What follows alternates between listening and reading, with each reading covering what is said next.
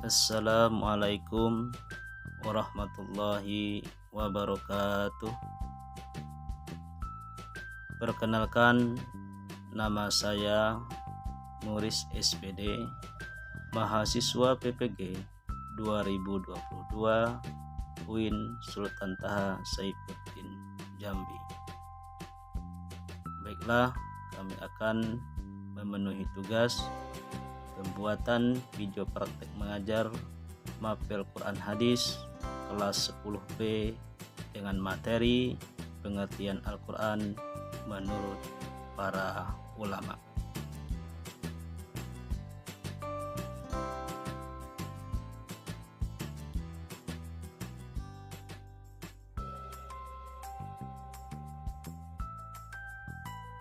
Assalamualaikum warahmatullahi wabarakatuh. Waalaikumsalam warahmatullahi wabarakatuh.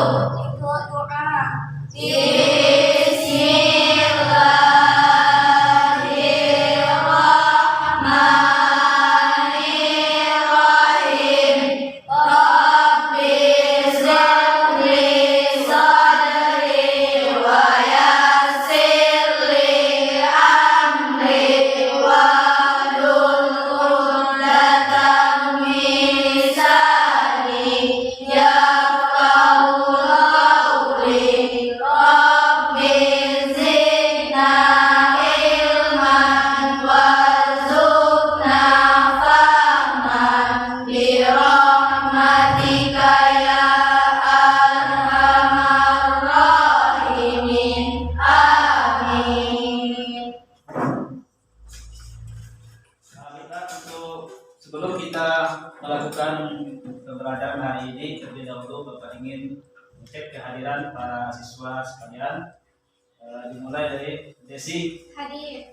Anggi Sapitri, Hadir. dan Speaker, Hadir. Alvina Nurtiara, Hadir. Yelsa, Hadir. Repa, Hadir. Nahdiatul Hadir. Husna, Sarah Babila, Hadir. Sampina, Hadir. Lasmi Kuita, Hadir. Intan Desmita, Hadir. kemudian angka ini Hadir.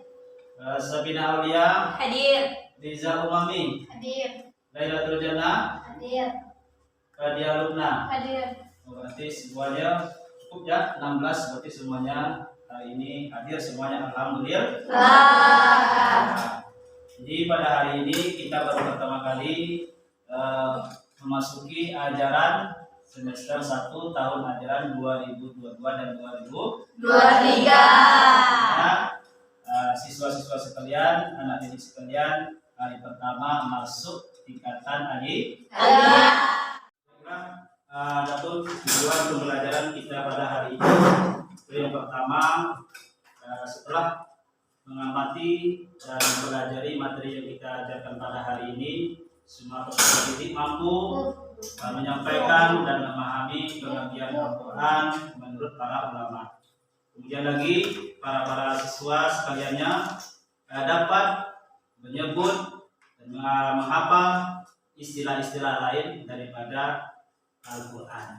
Kemudian tentu yang terakhir, tujuan pembelajaran kita pada hari ini, setelah mempelajari pelajaran ini, semua peserta didik nantinya mampu menentukan sikap bagaimana kita menjadikan Al-Quran sebagai pedoman. Sebelum kita melanjutkan awal pembelajaran kita pada tahun ini tahun ajaran 2023, 2002 dan 2002. Dimana kita mengawali. Namun sebelumnya sebelum memasuki materi ini, Bapak ingin menanyakan tentang materi yang kita ajarkan, yaitu pengertian Al-Quran. Bapak ingin menanyakan pendapat kamu sendiri sebelum kita memasuki pembelajaran. Pendapat kamu sendiri, menurut Anda siswa sekalian, Al-Quran itu adalah apa? Itu Al-Quran adalah kitab Allah yang diturunkan kepada Nabi Muhammad SAW sebagai petunjuk bagi umat Islam. Hari ini terlebih dahulu Bapak membagi kelompok. Nanti akan dibagi menjadi 4 kelompok. Dipersilakan nanti dibagi menjadi 4 kelompok.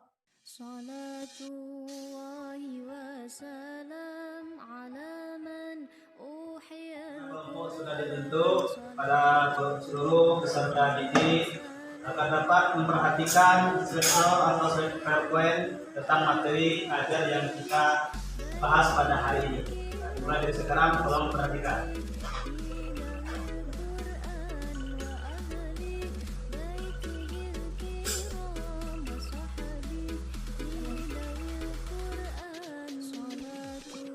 Bagaimana?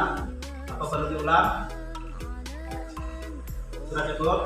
Ya, cukup.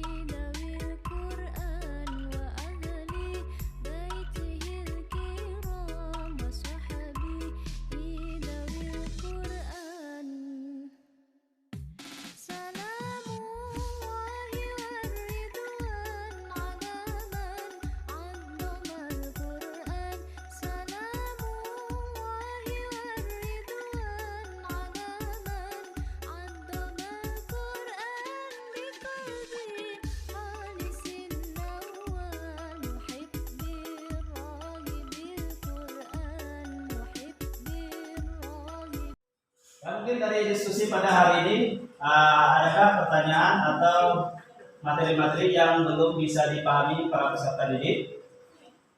Pak, Ya. kenapa para ulama berbeda pendapat tentang pengertian Al-Quran? Ya, pertanyaan yang sangat bagus sekali bahwa menanyakan mengapa para ulama tersebut berbeda pendapat tentang pengertian Al-Quran.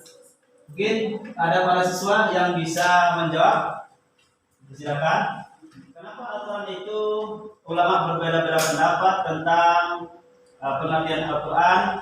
Karena pada dasarnya definisi itu adalah sebuah penelitian para ulama. Maka para ulama tersebut memiliki definisi atau memiliki gaya-gaya definisi yang berbeda menurut mereka, karena mereka memahami atau menggali definisi tersebut berdasarkan kemampuan dan keahlian mereka masing-masing.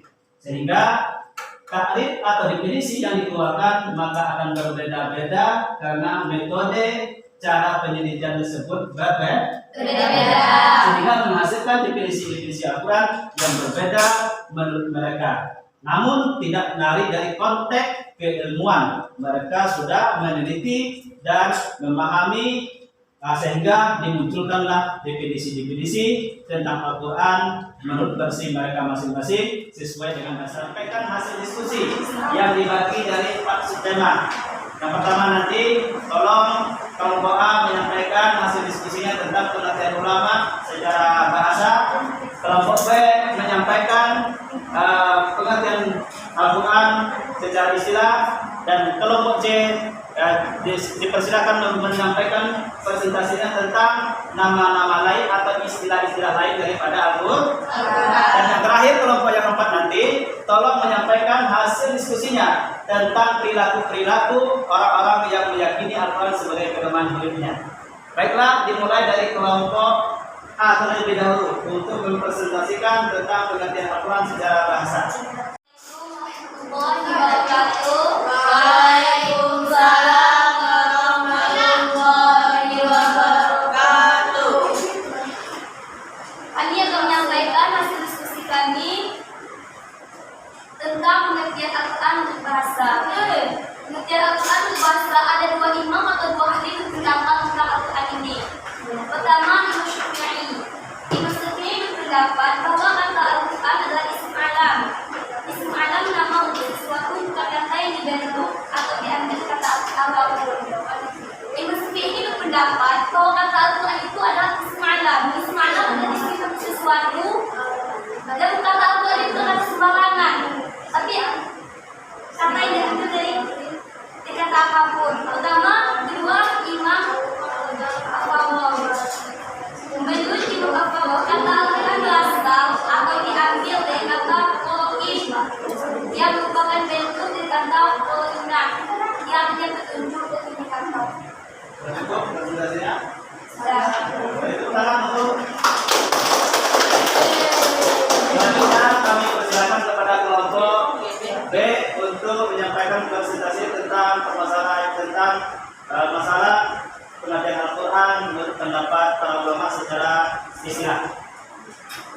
Assalamualaikum warahmatullahi wabarakatuh. Waalaikumsalam warahmatullahi wabarakatuh.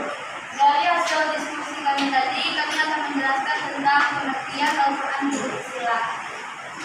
Dari segi istilah terminologi, terdapat beberapa definisi Al-Quran yang telah dijelaskan oleh para ulama sesuai dengan tinjauan sistem keilmuannya masing-masing.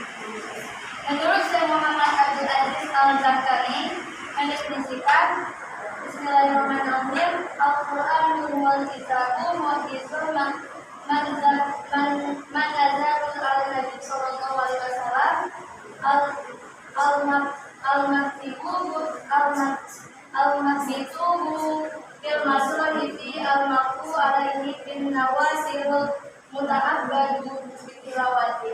Artinya, Al-Quran adalah kitab yang menjadi mukjizat yang diturunkan kepada Nabi Muhammad SAW, tertulis dalam mushaf yang disampaikan secara mutawatir dan membacanya menjadi ibadah.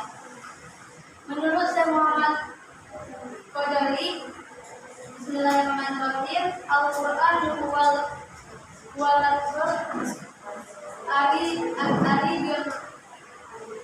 ari bitu al-manhajul darul al-nabi al-Muhammad sallallahu alaihi wasallam wa tadzakiru mutawatihan wa huwa abaina dafaini al-mabdu ubitu ratil al-fatihati al-maktumu bisuratil nasi. Artinya, Al-Quran adalah firman Allah yang berbahasa Arab diturunkan kepada Nabi Muhammad SAW untuk dipahami dan dikenal seluruhnya. Disampaikan kepada kita secara mutawatir, ditulis dalam mushaf, dimulai dengan surah Al-Fatihah dan diakhiri dengan surah An-Nas. Selesai? Ya. Itu Pak. Baiklah, selanjutnya kami persilakan kepada kelompok C untuk menyampaikan presentasinya tentang permasalahan nama-nama atau istilah-istilah lain daripada Al-Quran. Silakan. Assalamualaikum warahmatullahi wabarakatuh. Waalaikumsalam warahmatullahi wabarakatuh. Baiklah, dari hasil diskusi kami tadi, kami akan menyampaikan tentang nama-nama Al-Quran. Pertama, Al-Quran. Nama Al-Quran adalah nama yang paling dikenal untuk kitab Allah Subhanahu wa Ta'ala yang diturunkan kepada Nabi Muhammad SAW. Asal-usul Al-Quran sendiri telah dipaparkan di kalangan para ulama. Sebagaimana telah kita pelajari sebelumnya, pendapat yang lebih dikenal adalah pendapat Imam Al-Yamin yang mengatakan bahwa Al-Quran berasal dari kata Quran, Qur'an, yaqra'ul Qur'anan, yang artinya baca atau yang dibaca. 2. Alkitab. Al-Quran dikarenakan pula dan kitab artinya yang ditulis. Al-Quran merupakan wahyu Allah Subhanahu wa Ta'ala yang ditulis dalam lembaran-lembaran yang tersusun dengan rapi dan sangat sempurna dan dikenal dengan istilah mushaf. 3. Al-Furqan artinya pembeda. 4. Az-Zikru artinya pengingat. 5. At-Tanzil yang artinya yang diturunkan. Cukup di situ diskusi kami. Bukan. Yang bagus tentang istilah nama lain daripada Al-Quran. Kemudian dipersilakan kepada kelompok D menyampaikan hasil diskusinya, sikap-sikap yang mencerminkan seseorang menjadikan Al-Quran sebagai pedoman hidup. Assalamualaikum warahmatullahi wabarakatuh. Waalaikumsalam warahmatullahi wabarakatuh. Dari hasil diskusi kami tentang meyakini dan berpegang teguh terhadap Al-Quran. Meyakini Al-Quran sebagai pedoman hidup salah satu rukun iman adalah percaya kepada kitab-kitab Allah SWT yang diturunkan kepada Rasul untuk dijadikan pedoman dan petunjuk dalam kehidupan. berpegang teguh terhadap ajaran Al-Quran. Orang yang berpegang teguh terhadap ajaran Al-Quran akan tampak pada perilakunya dalam sehari-hari sebagaimana orang yang berakhlak mulia, misalnya jujur, disiplin, dan tanggung jawab, santun, dan lainnya. Jadi seseorang yang berpegang teguh kepada Al-Quran dari perilakunya akan tampak. Kalau seandainya ia berpegang teguh kepada Al-Quran di kehidupan sehari-harinya akan tampak perilakunya seperti orang yang berakhlak mulia, jujur apabila ia berkata, dan disiplin, maka tanggung jawab, santun, dan lainnya. Terus ya. Lanjutkan. Para peserta ini telah berhasil menyampaikan informasi-informasi atau diskusinya tentang sumber-sumber tugas atau pemahaman materi yang kita sampaikan pada hari ini. Mungkin dapat kita simpulkan bahwasanya dari empat kelompok ini menyimpulkan pengertian Al-Quran, pemahaman Al-Quran secara menurut para ulama. Yang pertama, bahwasanya Al-Quran nanti itu secara pendapat ulama itu dibagi dua, ada secara bahasa dan secara istilah. Secara istilah, secara bahasa lebih gampangnya disebut bahwasanya Al-Quran adalah berasal dari kata Quran. Yang Quran artinya baca. Pendapat itulah yang paling banyak dipakai para ulama. Kedua, kesimpulannya bahwasanya Al-Quran beristilah adalah sesuatu kalamullah yang diturunkan kepada Nabi Muhammad SAW yang ditulis di antara dua mushaf, di antara diawali dari surah Al-Fatihah dan surah. Kemudian orang-orang yang membaca Al-Quran tersebut bernilai ibadah.